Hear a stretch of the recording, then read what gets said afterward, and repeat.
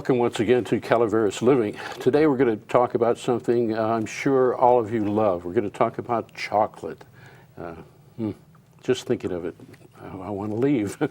Anyway, we're going to talk with Tay Cross, who's the owner of TCL Chocolate, the shop, I guess you would say, in Angels Camp. And Tay, it's good to see you. Thank you. Thanks for having me. Have you always liked chocolates? I can't remember a time that I haven't. Is that right? As a kid? As a kid, absolutely. I was the epitome of the kid in the candy shop. I could spend hours there. Grew up in a little town in Kentucky, and we had a little 5 and dime type candy shop where you could go in and all the different jars, and every bit of my money went for that, from doing the cleaning up of the yards to the paper route to going into mowing lawns, and it all went to... So you have such good skin now as an adult. You didn't have teenage acne or any No, problems? I guess I was pretty fortunate in that manner. I left all that for my sister. That's good. But you could pretty much eat chocolate and still... Yeah, I ran a lot in those, back in the hills in Kentucky, and it didn't seem to faze me. But I did like a lot of green beans and milk too when I was growing up. It was what I ate was my go-to foods, was green beans and milk. So you had other good things. Okay. Just a reminder too that Tay is the president of the Angels Camp Business Association, and you've been up here from the Bay Area how long? Not very long. I've been up here since May of 2009, so we're going on 4 years next month. Okay, good. And of course, being a member of the Business Association, how many members, by the way? We have a little under 100 members right now. Oh, so quite a few. But you have 2 businesses in Angels Camp, right? I do. I have another business called Sea House Lodging, and we manage the Cooper House Bed and Breakfast and some vacation rentals in Murphy's. Okay. And you've had the chocolate shop for how long since you've been up here to it? Well, I've been involved with it since the beginning. My mother-in-law started the company about 8 years ago and went commercial about 6 years ago. And so since the conception of that. But we opened our first flagship store, if you will, in Angels Camp in November of 2011. Okay, that's good. And the TCL stands for the Chocolate Lady, yeah. Okay. My mother-in-law, Edna, she started the company, and that's what we came up with the name of it. And she retired this past January, and when she did, I took over the company and decided to kind of go in to the next level, if you will. She retired from being a mediator and got into the chocolate business and started setting up some wholesale accounts and just dabbling a little bit out of our little kitchen located in Sutter Creek. And from there, the business just slowly started evolving from that. And when I took it over in January, we decided to go to the next level and really seek out some prominent wholesale accounts, and starting here in the Gold Country and working our way out. Is that difficult, to find where to go, or how do you research that? Yeah, it is. You have to look at the demographics of the area and what stores you want to go in. We have a high-end chocolate. We use only the finest chocolate that we can find, and it's an American-made chocolate, and we use that for all of our confections. And so that, along with everything being handmade, our labor costs are high, so which means we have a high-end chocolate. Yeah. So finding the right demographics to go into. So we'd look at more like specialty gift shops and retail shops of that nature, and specialty food shops. You wouldn't find us so much in maybe your local gas station. Okay. What... I like chocolate. My wife loves chocolate, and we kind of selectively. I like the chocolate flavor in anything, whether it's frozen yogurt or pies or cakes or whatever it is. But how do you go about selecting what chocolate? I guess you buy your beans from where? Well, what we do is we source a chocolate that is already ready to be made into a confection. So we're not actually taking the bean, crushing that, and making that into a chocolate. We're taking a chocolate that has been processed, and it's processed in Fairfield. Okay. We use Edelman Guittard chocolate. So when we get the chocolate, we get it in big, huge blocks, and that's ready to be chipped off and turned into the confections that we'll make. So for instance, one of our local wineries is Hovey Winery, and we'll take our chocolate blend that with Hovey's Petite Syrah, for instance, and make a truffle out of that. And we'll mix that with the wine, the cream, the chocolate, and then once that sets, we'll ball that up and then dip that into a fine chocolate as well. So once we get the chocolate, it's already been turned into into the next step.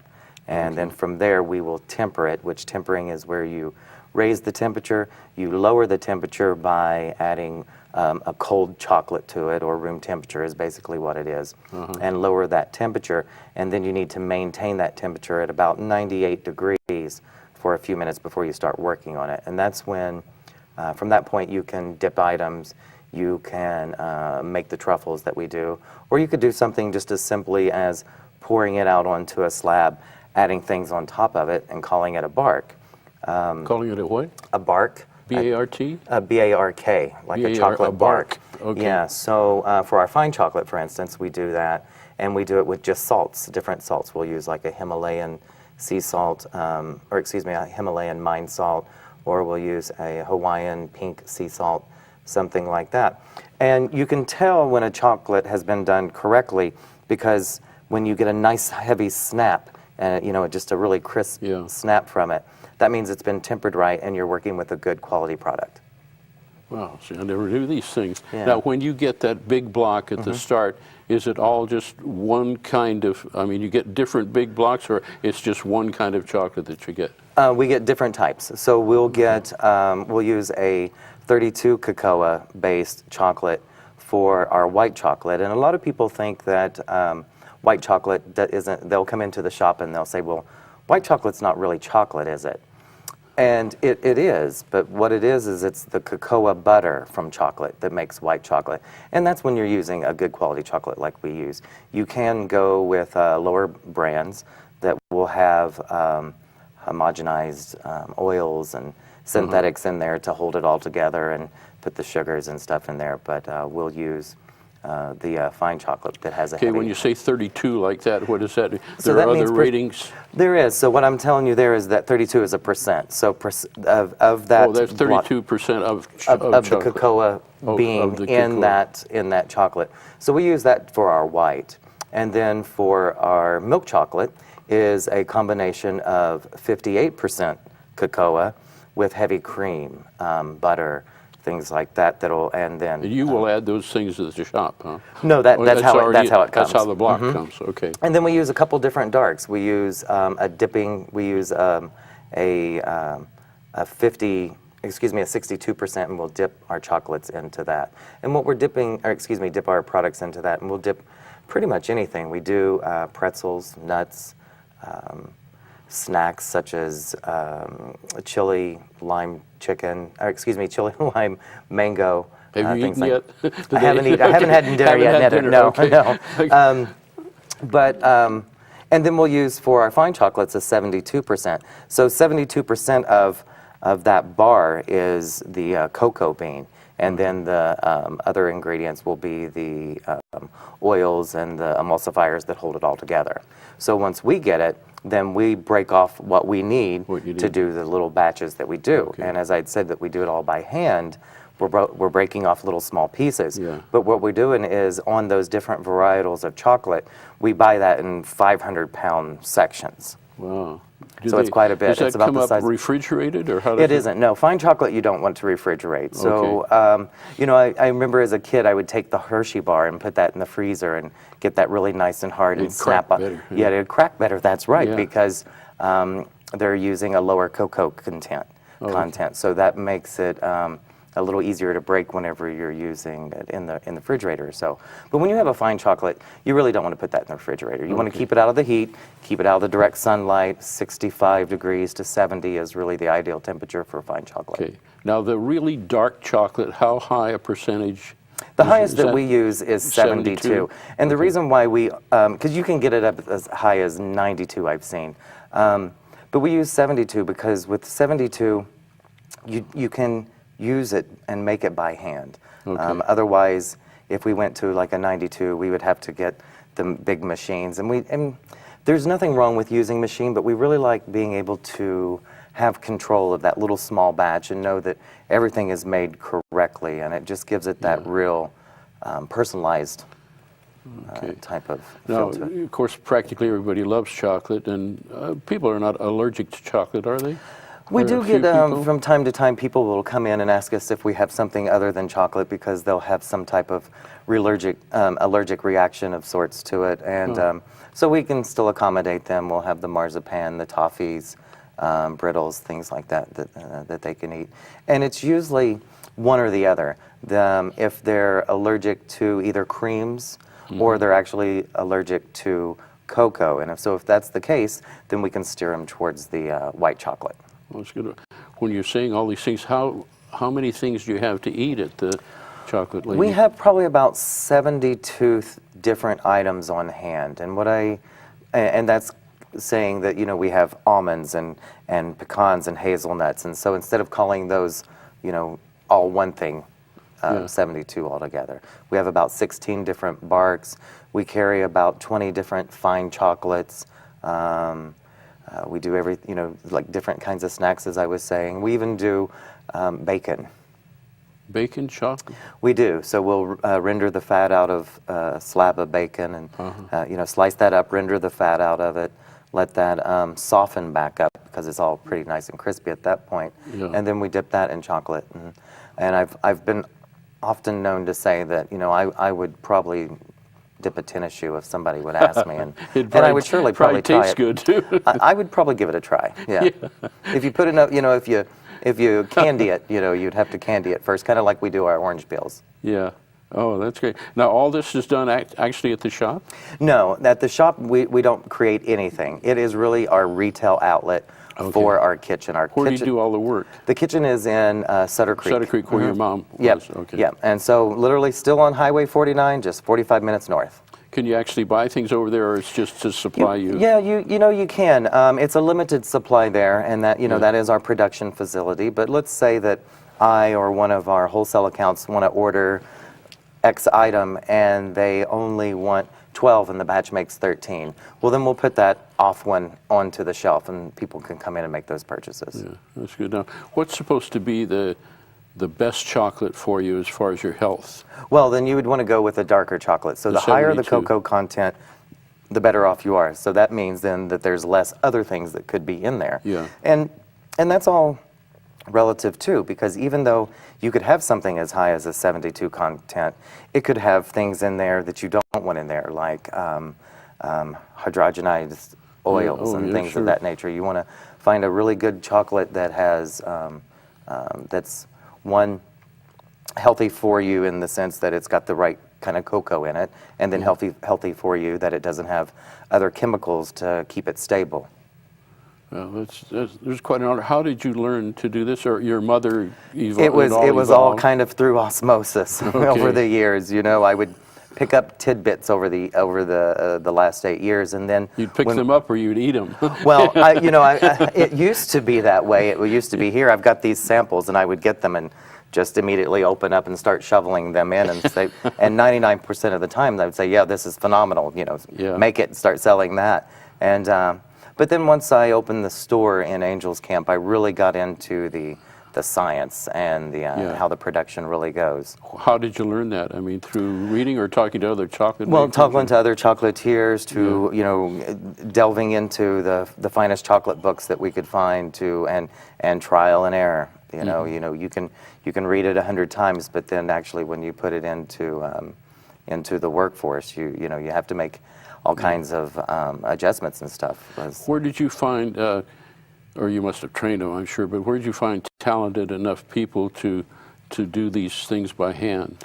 Well, we've been pretty fortunate here in the Gold Country. We've trained everyone that we've brought in under our staff, and our lead chocolatier, Barbara, has been with us since the day one. She was with us before we even opened the commercial location, and so we've just brought them in and trained them. We have a couple really great staff that is there full-time, and then we have a couple part-time employees that come in and help with some of the things that I like to call the busy work, the things that they let me do when I go into the kitchen, which is doing the dipping and the simple That's things right. like that. They don't say, stay out of this area, do they? Well, they'll from time to time they will tell me to stay back because they are truly the master chocolatiers. Does your here. mother-in-law come in sometimes? She does. Right now, she's enjoying, I guess, the brisk winds down in Palm Springs that we're having here in that's nice. California. But she's had her first great grandchild, and so she was ready to kind of step back and do a second retirement, if you will, and spend a little more time with family. Now, does your wife work at the retail outlet? No, I'm not married. But Oh, you said your mother-in-law. Did I get that incorrect? It is your mother-in-law. well, I'm not married in California. I have a domestic partner. Oh, okay. Good. And but no, the involvement has been pretty much strictly me. Well, and so you have to devote more time to that than you do to the lodging business? Well, I've got a good flow going on.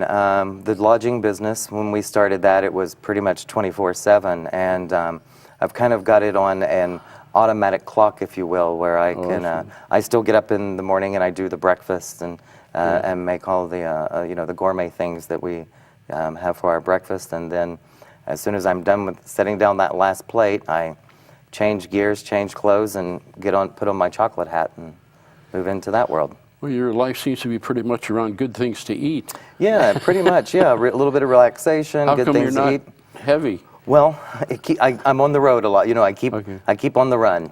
Yeah, that's good. Getting back to the chocolate itself, when you say a certain percentage, like 72%, and you talked about oils and various things, what types of oils would be in chocolate? Well, you can have butter oil, the oil that is actually rendered from butter. Butter is a mixture of cream and oil, so you can have the butter oil itself.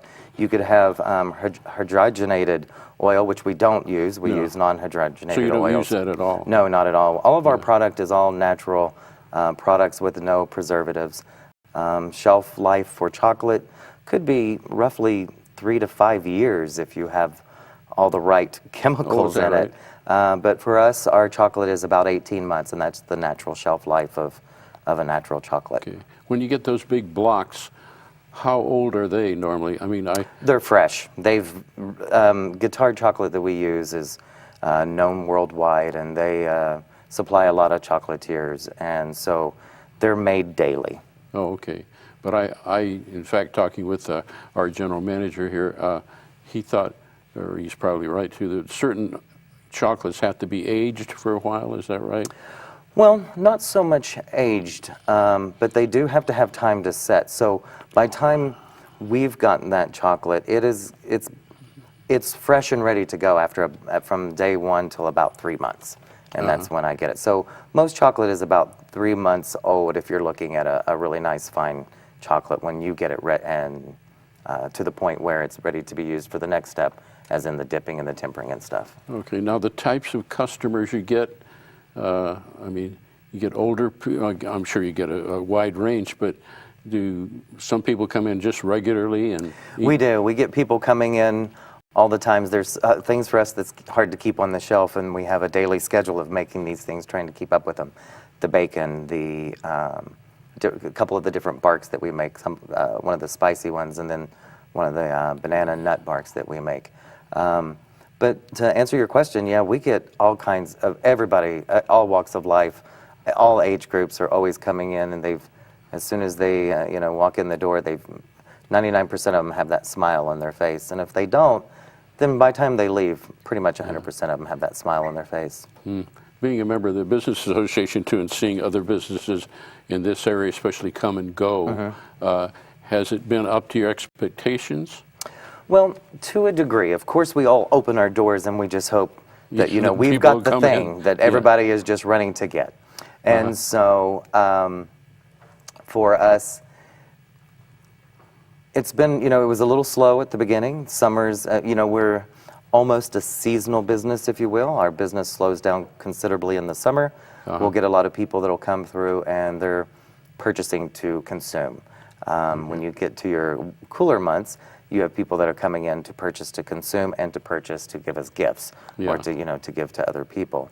So it's a balance getting the right kind of cash flow going to support that type of business. But it's met my expectations. I really, I adore the little city of Angels Camp, and we've been very supported by our local community.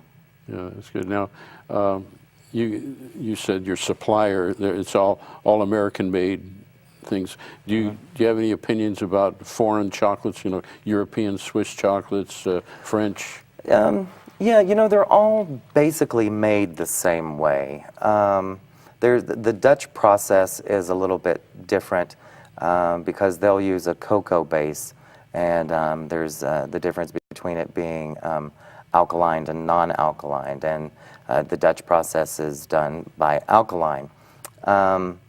My preference is Guittard, and it's and just in a blind tasting of chocolates, I really like the way that the Guittard tastes. It really has a cocoa taste to it, and then I have, you know, the benefit or the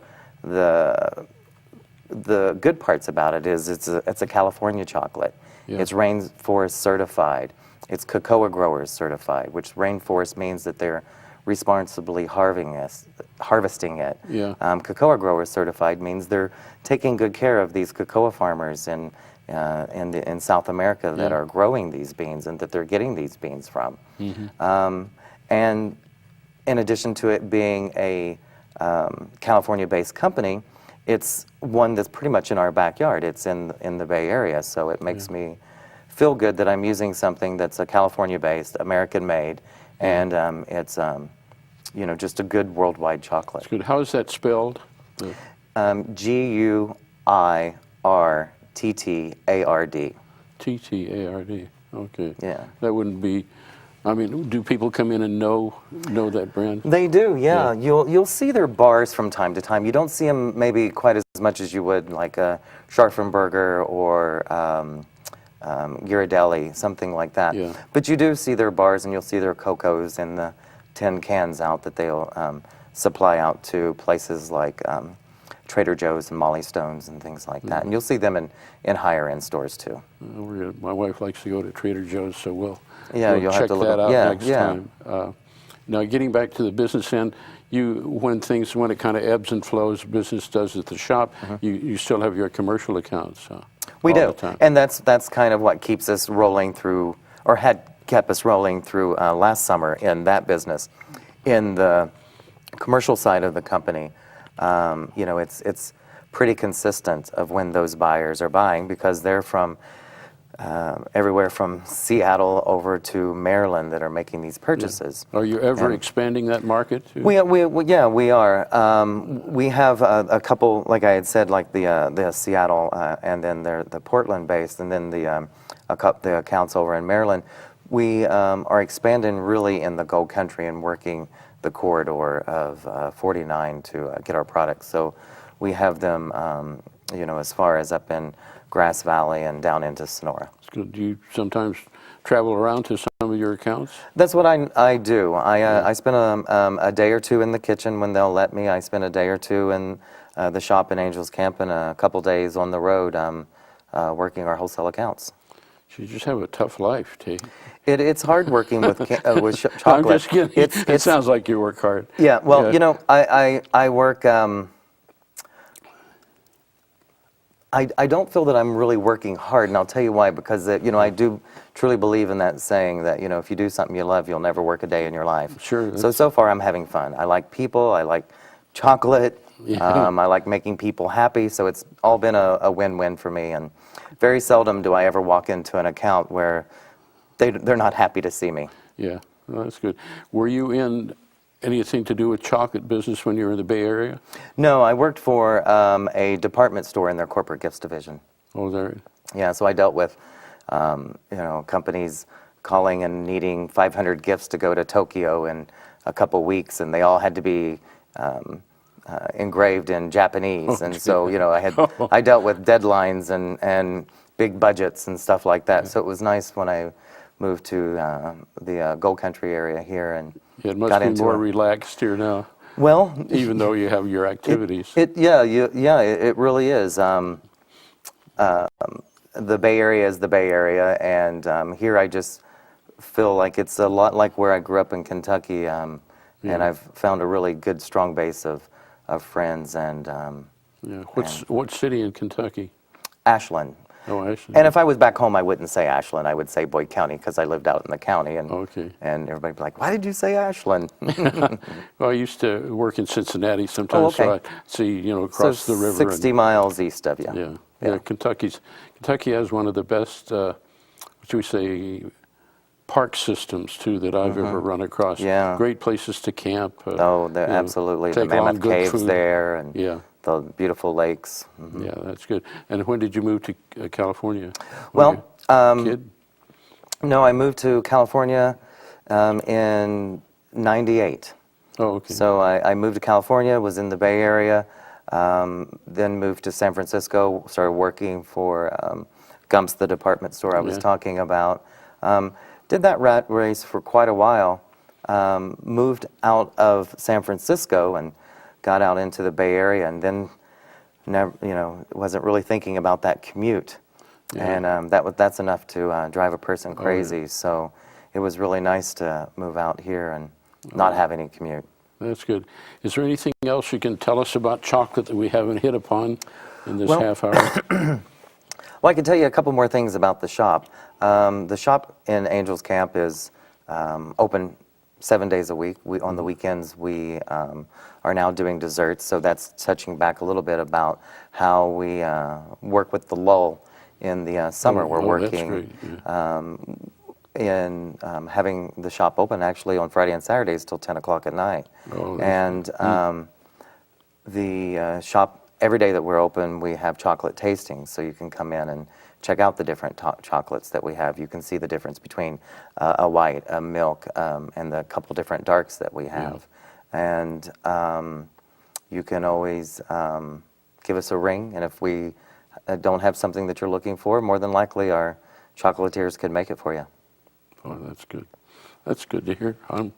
It's nice to meet you, and Yes, I pleasure really to meet you, appreciate too. getting all that information. Yes, too. absolutely. Thanks a lot. All the best. It's nice to see somebody come up from the Bay Area and really like it and get a business going and getting activities going and just really enjoying it. Well, it was an easy enough town for me to come to and do that. I've got a lot of support since I've been here. I don't know where the bad people are because I haven't met any of them yet. Everybody I've met has just been genuinely good people, and it's been really fortunate. Boy, that's good to hear. Well, you've learned about chocolates, and actually it sounds like the Chocolate Lady is the place to go for the best chocolate in the area. So we hope you join us next time on Calaveras Living. Thanks a lot.